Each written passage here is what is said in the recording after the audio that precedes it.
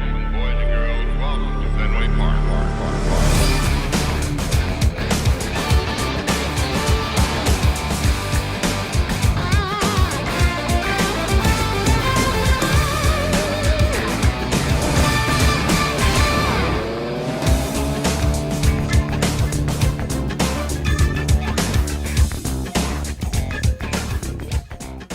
Welcome to Monster Territory with the Foul Territory Network, brought to you by Fox 1. How you doing, ladies and gentlemen? Welcome to the show today. Could the Red Sox actually, possibly, dare I say it, trade for Tarik Skubal this coming offseason? I can't believe I'm even saying those words. You might be thinking, Robbie, what the heck are you talking about? Tarik Skubal on the trade block. Well, that might be the case. I'll get into it in this episode here tonight. And listen, when it comes to Alex Bregman, I do think they're going to get something done. I think they'll get something worked out. But we do have to think about the possibility if Bregman goes elsewhere, you're going to have to do something about third base. So I'm going to go over some possible targets for third base here tonight. The Boston Globe wrote an article about it. I'm going to react to it. And Manny Ramirez. Remember good old Manny being Manny. Could Manny actually be a hitting coach at some point? I'll get into that a little as well. Everybody, before we get into it, if you can, hit the like button, subscribe if you're new. We are this close to 5K subscribers. I mean, we're like 10 away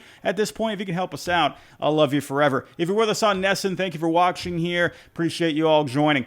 Let's get to it here, and let's dive into the Tarik Skubal stuff, shall we? And like I said, Tarik Skubal on the trade block, I mean, that sounds ridiculous. Well, that actually could possibly happen, right? Let's get to the story here. And we had, it's been all over the place here. And supposedly, according to John Heyman, and listen, Tarik Skubal is a Scott Boras client. John Heyman, it's been known for years that he always seems to have connections to the Scott Boras clients. So, I don't know, I'd kind of trust him on this. But he's saying here that there's a $250 million gap when it comes to contract talks for Tarik Skubal. That's a lot of moolah. Well, we also had a report, I believe, from Evan Petzold of the Detroit Free Press, saying that the Tigers, they had offered Tarik Skubal a contract a little while back. I believe he said 4 years, $100 million. Well, listen, Tarik Skubal looking like he's probably going to win his second straight Cy Young. It's going to take a lot more money than that. And I do believe he's going to end up hitting the open market. And I do believe he's going to end up getting the richest contract for a pitcher in baseball history. I think that's absolutely going to happen. I mean, this guy's phenomenal.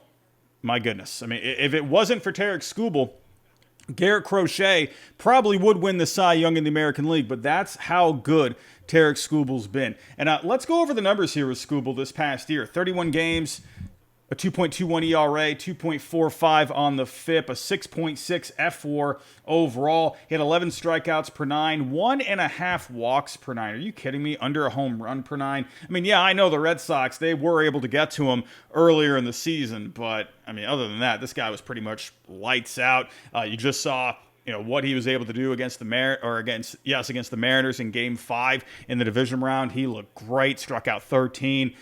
He's going to get himself a fat payday when he does hit the market. And you got to think here, if they are this far apart when it comes to contract talks, if the Tigers are going to be unable to extend him, I mean, you got to think here, is it time to trade Tarik Skubal? I mean, we just saw it with Juan Soto not too long ago, right? The Nationals, they weren't able to extend him. He was still a little ways away from free agency, but they said, listen, we got to trade the guy now. I mean, it's a bit of a different situation. The Nationals weren't really competitive at the time. The Tigers are, but you get the point.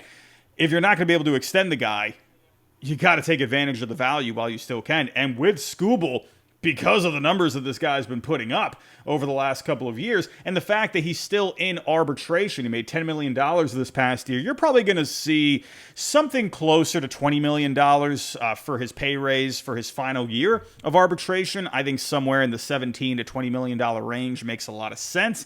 I mean, the fact that he's, compared to what the other pitchers are making out there on the market, and with the production that he's going to bring to the table, even 1 year of Tarik Skubal is going to cost you quite a bit. It's going to cost you a pretty penny. Absolutely. So should the Tigers trade him? I think there's an argument for it. I think there's an argument for them to keep him as well. Like I said, still competitive. They have a lot of talent there. Hey, they were right. Once again, right there from getting to the ALCS, right? And they just can't find a way to get over the hump. Now, trading Skubal is not going to help them, of course, but if they could deal him and, maybe go out there, make some moves this offseason, maybe go, get some guys that won't be as expensive, then, the Tigers could still be competitive and, they could set themselves up here, for the next few years. They still have one of the best farm systems in all of Major League Baseball. They got two of the top prospects in the game in Max Clark and Kevin McGonigal. Get some more guys that can, maybe even, more prospects to put in the farm system, and then, maybe also some Major League talent. And maybe the Tigers have something there. I mean, yes, it would be awful for them to trade away Skubal, but that's the business side of things, right? Now, when it comes to the Tigers, if you were to deal Tarik Skubal here, could the Red Sox be a possibility? Well, I'll say it very bluntly. I don't think so. I really don't think the Red Sox would be a team that would go for him. You got to think here with the Red Sox, right? They've spent a little bit here building that farm system back up. You go back, go back to 2019, 2020. That farm system was in horrible shape. It was awful, right? But they have slowly but surely built it back up to be one of the best farm systems in all of Major League Baseball. They were number one by Baseball America coming into the 2025 season, and they're in great shape right now, right?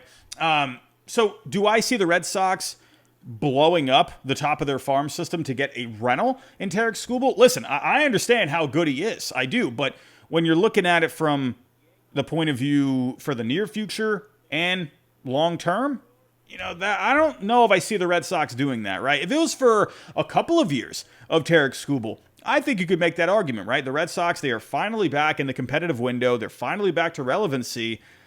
I don't see them giving up a huge haul for someone like Skubal. And like I said, it's going to cost a lot to get this guy, even though he's a rental, right? You saw what the Yankees gave up for Juan Soto. It's a little different there because Soto is obviously a position player, right? But if you're looking at it strictly from a wins above replacement point of view, yes, Soto, absolutely. You're looking at very similar production, and look at what the Yankees gave up for him. Michael King, a lot of prospects as well. One of those prospects that went to the Padres, they used to get Dylan Cease. So, it took a lot, and I honestly think it would take more to get someone like Skubal. Now, if the Red Sox were to pull off a trade, what would the Tigers be looking for, right?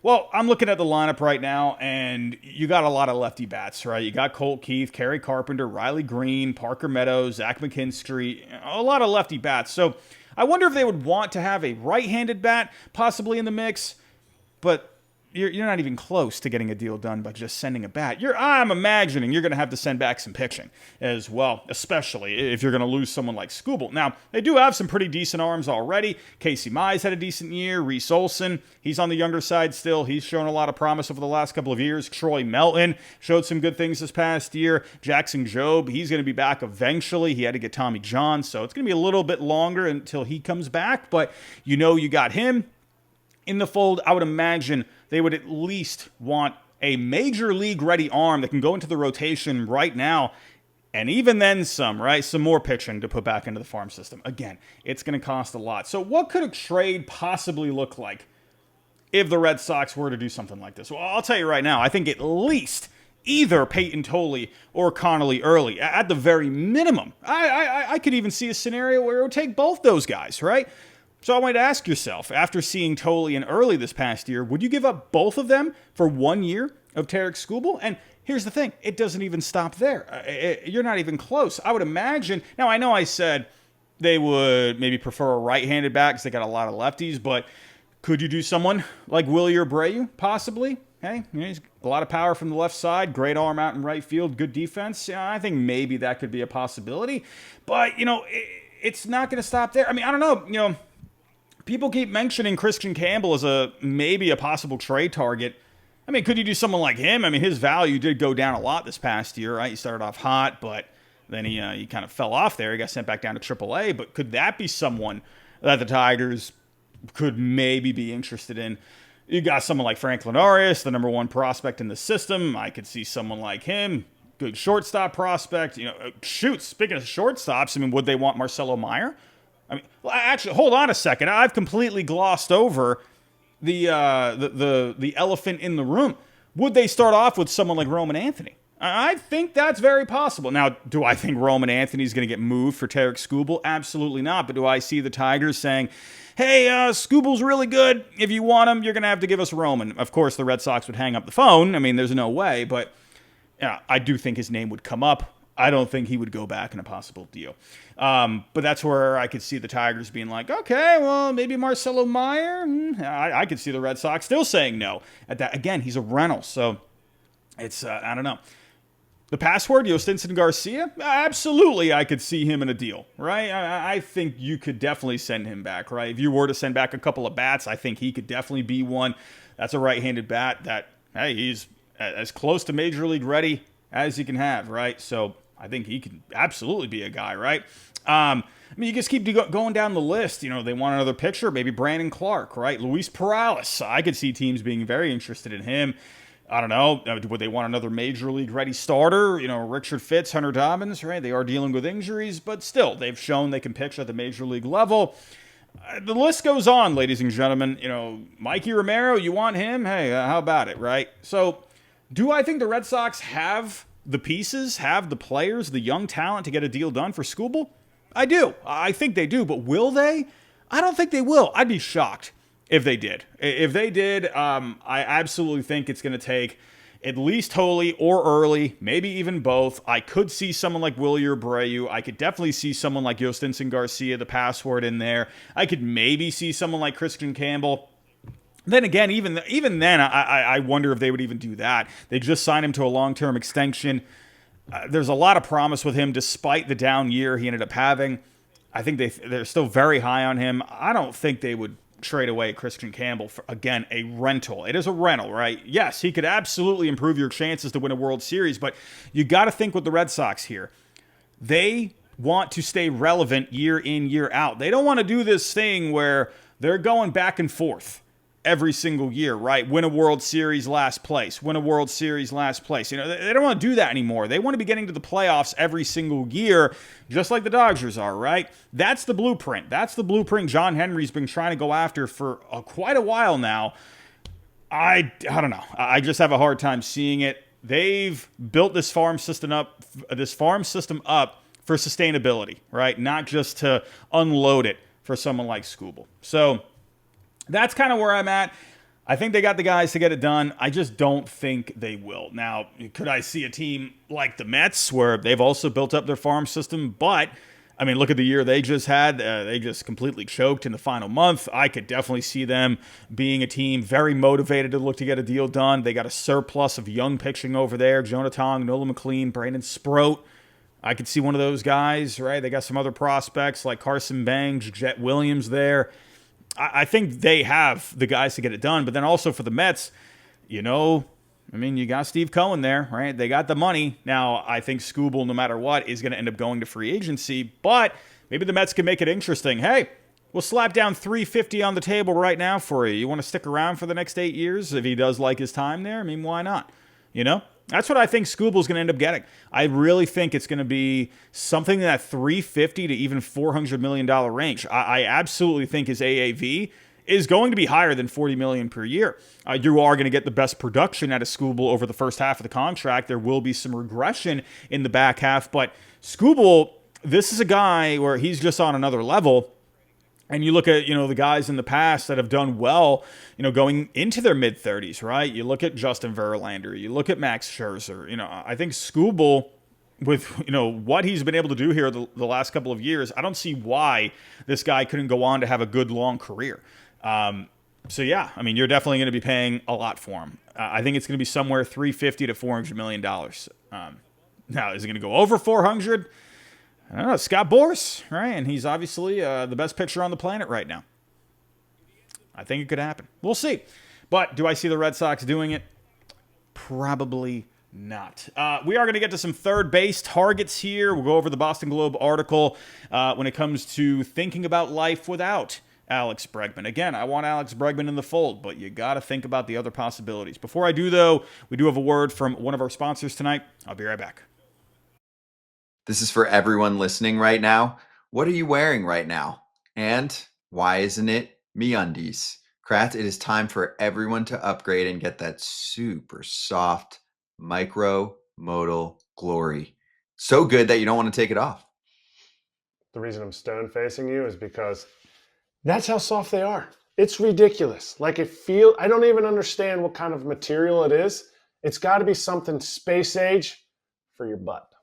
Signature super soft micro modal fabric. Breathable, stretchy, unbelievably cozy. And now you can even get glow in the dark, part of the Halloween line. Right now, as a listener of FT, you can get cozy and spooky for less with deals up to 50% off at MeUndies.com/foul. Enter promo code FOUL. That's MeUndies.com/foul. Promo code FOUL for up to 50% off MeUndies. Comfort that's made for fall. Alrighty, enough about Skubal. Let's talk Alex Bregman. Like I said, we all want Alex Bregman back in the fold. He brought a lot of good things to the Red Sox this year, both on the field, off the field, despite the injury that he had. I think Alex Bregman needs to be in a Red Sox uniform for a very long time. To me, he's a face of the franchise kind of a guy. I think they need to get it done. However, this is a business at the end of the day. Takes two to tango. If they don't get a deal done, and then you got to think about other possibilities, right? And we got here an article from the Boston Globe. 5 ways for the Red Sox to replace Alex Bregman at third base if he leaves in free agency. This was by Connor Roche. Sorry if I'm pronouncing that wrong. Roche? Connor Roche? I'm going to say Connor Roche. Anyway, but 5 ways for the Red Sox to handle third base. First option, if Alex Bregman ends up leaving, make Marcelo Meyer the full-time third baseman. I think you could see something like this in the cards. I also think you got to think what happens to Trevor Story. Is he coming back? No word on that yet. We haven't heard anything about the opt-out. Hopefully we hear something this coming week, but nothing there. But Marcelo Meyer, if Story ends up coming back, then absolutely Meyer could be a good fit there. You saw the good defense that he showed you at third base. He did a great job. And, ended up picking it up with the bat before he went down with the wrist injury there, ended up getting surgery. It was looking like maybe he could have come back and helped out the Red Sox if they made a deeper run. Probably for the best long term for him to go into the offseason, build that strength back up, and we'll see you next year. But Meyer, absolutely. I mean, he showed that he can get it done at third base. And even some of the scouting reports have suggested, as he was coming up through the minor leagues, after he got drafted as well, because he's a bigger guy, he's 6'3". As he grows older, starts to put on a bit more muscle, some size onto his frame, he might end up being more of a third baseman. And, sure, we have seen some guys that are on the bigger side stay at shortstop, right? But it's not out of the question for Meyer to go to third base. I think it's also very possible for him to play second base. We'll see. But I would not be mad at this if this was the way the Red Sox wanted to go. I think it makes a lot of sense. Now, if they were to go elsewhere outside the organization, well, they mention here Eugenio Suarez and Munetaka Murakami. Now, Eugenio Suarez, at the time of this recording, the Mariners just beat the Blue Jays in Game 5. Eugenio Suarez just hit a grand slam in the bottom of the 8th inning. I don't think I've seen Seattle shake that much on the television screen. You could see the cameraman. It seemed like he was having a hard time keeping his balance, for crying out loud. That place was going crazy. But Eugenio Suarez, right? Go back to, I just mentioned Game 5 against the Tigers in the division round. Suarez had a horrible game in that one. I think he had like 3 or 4 strikeouts, went like 0 for 5, 0 for 6 or something like that. And I'm thinking, oh man, no way. No, keep Eugenio Suarez away. But he has found a way to pick it up here against the Blue Jays. And listen, Suarez, we know what this guy brings to the table, right? He's not going to give you a whole lot of batting average. Only hit 228 this year, on base at a 298. Not really all that high. However, he's got the power bat from the right side, a 526 on the slugging, a 125 WRC plus, 49 home runs as well. Drove in 118 runs this year. This is a guy that you put right in the middle of the order, and he's going to give you a ton of power, right? Also, if you are looking at it from a business point of view, he would take a shorter contract than Bregman because he is 34 years old, just turned 34 a couple of months ago. So I'd imagine 4 years tops For Suarez, I could see a 3-year deal. Somewhere in that range, I could see the Red Sox being very giddy about that one, right? When it comes to free agents, John Henry in the past, he has not been... he's not the most excited when it comes to the long-term deals, right? Those 6, 7, 8-year deals. For Bregman, maybe that could be a bit of a different case, obviously. With Suarez, I think the Red Sox, they would like the contract that they would be able to give him. I think he could absolutely be an option, right? Again, it depends on, what happens with Story. I do think he's going to come back, but you could still have a situation where you sign Suarez to play third base. The defense would go down. That's another thing, too. That's why I'm not like a big fan of it, because Rafi, you replaced him with Bregman, who was the better defender. And then if Bregman leaves, and then now the defense at third base, it's just going to go down again. So that's where I actually wonder with Suarez, could he be a better option? Maybe moving over to first base and doing some DH time. I actually kind of like that better than him being at third base. But offensively, I would not mind the bat. I understand it, though. But Munetaka Murakami, this is a bit of a wild card here. I do expect the Red Sox to be in the mix in some way, shape, or form.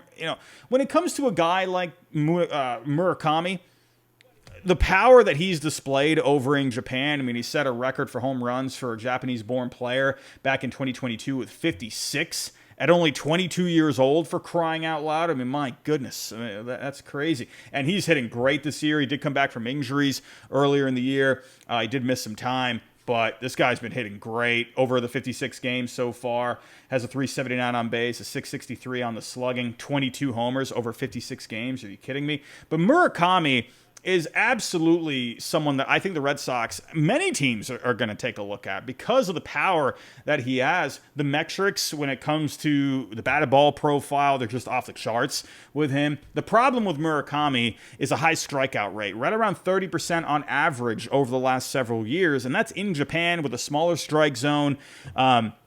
So the fact that there is a lot of swing and miss there, that is a little concerning, but I could see the Red Sox looking at him and fitting well into their organization, right? Work on a couple of things, maybe tweak that plate discipline a little bit, and maybe you could have something there. I don't know. That's where I think the Red Sox would be interested in. Third base, though, defensively, I've been reading some scouting reports, not amazing when it comes to the defense of third base. It's improved a little bit this past year, but still not all that great. He's viewed by many as a guy that could be more of a first baseman, DH, kind of like Suarez, right? He's just a big guy. He's not very mobile over at third base. I think personally more of a first baseman. That's where I think the Red Sox would have some interest, because he does have that versatility. And, if worse comes to worse, hey, maybe that could be a guy you go at for, even if it's not third base or first base or DH. So I think Murakami could absolutely be on the list, right? They've had success with Japanese players. Masa, he's been hurt over the last couple of years, obviously. He's had a tough time, but the Red Sox have had a lot of connections with Japanese players over the years. Daisuke, right? Sawamura, not too long ago. Tozawa, a little while back. So, they're comfortable going after these Japanese guys. Is he the right fit? I'm not so sure about that. But everybody, if you are watching on NESN right now, I do have to wrap it up right there. We are out of time on NESN 360. But if you want to see the rest of the show, coming over to Monster Territory and see what I got to say. But everybody on NESN, thank you for watching, and we'll talk to you next time. But let's get back to it here on YouTube. So Murakami, yeah, I think he could be an option. Absolutely. Whether if it's for third base, first base, I think the Red Sox will be in the mix. And actually, Mark Feinstein over on MLB.com, he mentioned that as well. He mentioned a whole bunch of teams, and he did include the Red Sox, saying they could be in the mix. Would not be surprised. So, moving on. We have here a couple of trade options. Nolan Arenado or Alec Boehm. You heard me a slight giggle right there. Nolan Arenado. Nolan Arenado could have been our third baseman for this year. If they did not get Bregman, if he ended up taking that deal with the Tigers or went to the Cubs, Arenado was going to be your third baseman. Reportedly, there was a trade pretty much done for Arenado, depending on what happened with Bregman. Arenado, I talked about this ad nauseum last offseason, right? He did have a down year with the bat yet again. There is regression there, right? Only hit 237 this year, 84 on the WRC plus, 12 homers. I don't know. Could maybe come into Boston, help rejuvenate him, maybe some different voices in his ear. Maybe he can get something going again. I mean, he's 34. He's going to be turning 35 next season. I don't know. I have said his bat could fit at Fenway Park. I think you could see that, right? With the monster there. He's hit well at Fenway Park in his career. I mean, I don't know. After 2 years of seeing the bat not doing very well, I wouldn't be a big fan of this. Alec Boehm, I think that could be interesting. He has done pretty well with the bat over the last couple of years. This year, he did have some injuries, only played 120 games. He hit 287, though, a 331 on base, 409 on the slugging. This is a guy, right-handed bat, take advantage of the monster there. Maybe you could see a bit of a bump in the numbers. But with Boehm, I feel like, I don't know, he's going to be okay defensively out there, but he doesn't give you a whole lot of pop. Again, maybe Fenway can help him out. It wouldn't cost a lot to get Boehm, and you would have him for this coming season, and that's it, right? He'd basically be a rental. So I think he could be an option. Now, if Bregman does leave, what I would do is I would make Marcelo Meyer the third baseman, and then I'm going hard after Pete Alonso, Mr. Polar Bear himself. I'm going for him at first base. I think you would have to at that point. Alonso, I've talked about it too much up to this point. He's a perfect fit for me. The power at Fenway Park. He's hit well there in his career. He does well with runners in scoring position. It's just a good fit, right? He's played in a big market in New York. He'd fit well in Boston. I think it makes too much sense. So again, if Bregman does leave, I'm sorry to use these two words again. I know a lot of people are trying to get him out of their head, but I would go full throttle for this guy. Listen, throw down a big old contract for him and Scott Boras. Get it done. So that's what I would do if Bregman ends up leaving. I would make Meyer your third baseman. Pete Alonso is the first baseman. Let's say Pete Alonso ends up going elsewhere. Then I think you gotta maybe take a look. Again, I would stick with Meyer at third base, but then I'm taking a look at Murakami or Suarez to, go handle more of the first base duties, do some DHing there as well. So that's where I'm at. If Bregman leaves, I got Meyer at third base, and then go get a power bat for first base. You need to do that at that point. So we do have another word from one of our sponsors tonight. Let's go talk about it. All right, so like I said earlier, Eugenio Suarez had the big old grand slam to help the Mariners win Game 5. They're now 1 win away from their first ever World Series. They're going to look to close things out in Toronto in Game 6 this coming weekend. As of right now on DraftKings, the Mariners are at minus 205. When it comes to the run line, the Blue Jays are at plus 166. When it comes to the money line, the Mariners are at plus 100, and the Blue Jays are at minus 121. But for today's player spotlight, listen, I got to go with Julio Rodriguez as a guy to look for in Game 6. Now, you go back to when he last saw Trey Yesavage. Yesavage, as of right now, is the probable starter for the Blue Jays in Game 6, but he saw Yesavage very well, hit a home run against him. My goodness, he freaking creamed the crap out of it. But then the next AB, he drew a walk against him. So right there, I mean, he's seeing, you can just see right before your eyes, he's seeing him very well, and I don't see why that can't keep happening. Listen, Yesavage, you look great against the Yankees in the division round, but hey, he is a rookie at the end of the day. He's on the big stage, and J-Rod, this guy's been red hot ever since the start of the second half.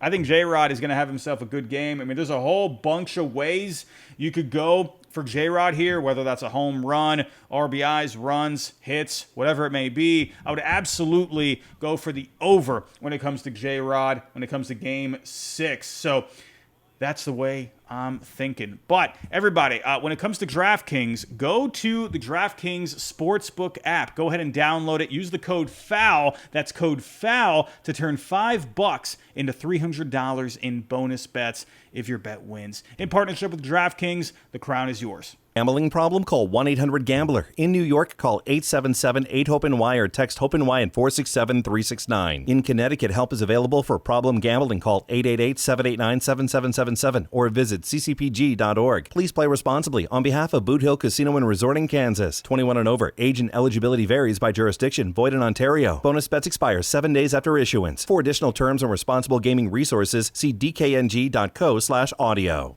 All right, final story of today's episode. Manny Ramirez is seeking a coaching job within Major League Baseball. Now, we all love Manny being Manny. I still remember to this day, 2007 division round against the Angels, the walk-off home run against K-Rod, Francisco Rodriguez. I went absolutely bananas when that happened. I'll always remember that moment. 2004 World Series MVP. I mean, Manny Ramirez, one of the greatest hitters of all time. Sure, did his tenure in Boston end in the best way possible? Well, no, not so great, but we all have a soft spot for Manny. We always will. I loved him. One of the greatest hitters of all time, and I don't see why he could not be a coach in Major League Baseball. And he actually talked with the guys over on Foul Territory not too long ago, and he said, "Here, I can teach it. I just need the opportunity." To be honest, I spoke to the Red Sox last year. We were talking a little bit, and I know they hired a guy from Driveline. We were talking, but then we never got back to getting serious about it, so they never got back to me. So I never went back to them to see if it was really an opportunity. The 53-year-old feels he has plenty to offer the next generation of hitters. And his agent said he wants to bring his greatness to teach the young guys. Why not? I mean, listen, I know Barry Bonds wasn't, the greatest hitting coach, right? You think back to, some of the greats, they were the great players, but when it came to coaching, maybe not so much, right? You think of Wayne Gretzky, right? Greatest of all time in hockey, turned out not to be a great coach in the end, right? Barry Bonds, when it came to being the hitting coach for the Marlins, mixed reviews to say the least. Could Manny do it? I mean, I don't know. I think why not even try? Why not try it? I don't see why not. Do I see it with the Red Sox? No, I don't see it with the Red Sox. I think it would be fun, but do I see them actually doing that? No. I mean, they have their analytics approach. They got everything pretty much set in stone. I don't know if Manny would be a guy that you would bring into that mix. Obviously, great career, but I don't know. From when it comes to that point of view, I'm not sure I see the Red Sox doing that. Maybe, some kind of like an advisor or something like that, kind of like how Pedro is still with the organization, David Ortiz. Could Manny be in that kind of a role? Maybe. But if he were to actually get a job as a hitting coach in Major League Baseball, right? Well, I'm looking at some of the teams that they really need to do something with their offense, right? I mean, my goodness, if there's ever a time for the Pittsburgh Pirates to make, a big move, a big name move, I mean, my goodness, Pittsburgh, go give Manny Ramirez a phone call right now. Your offense has been absolutely terrible for how long now, right? Could you see something like that, right? I mean, the Angels, I don't know. Could the Angels maybe do something there? I mean, they've been talking with one of the other, greatest players of all time, and Albert Pujols, to be the manager. I mean, why not bring Manny Ramirez into the fold? I don't see why not. I mean, hey, maybe Colorado. Hey, Manny Ramirez helping out these guys with the Rockies, right? I mean, hey, Coors Field could hit a lot of dingers. Maybe Manny could teach them to hit some more home runs. I don't know. One of these teams that are like bottom of the barrel that, could be willing to take a risk, when it comes to bringing in a guy that can help out the young talent there. Why not? I mean, shoot, Cincinnati. I mean, Terry Francona. I know Terry Francona had a lot of headaches with Manny Ramirez during their time together. But I don't know, time heals, maybe Manny could be a guy for Terry Francona to turn to, right? I don't know, maybe something like that. But could I see Manny getting a job somewhere, at least as some kind of an advisor? Yeah, maybe. Why not? I mean, listen, one of the greatest of all time. I don't see why not. But everybody, that's all I got for today's episode. Let me know your thoughts down below in the comments. What do you think of all the Tarik Skubal talk? What do you think about a possible replacement for Alex Bregman with the Red Sox? Let me know your thoughts. Do you think Manny is going to get a job anywhere? Let me know. But everybody, that's all I got for right now. If you come to the way out, hit the like button, subscribe if you're new, and I'll talk to you next time.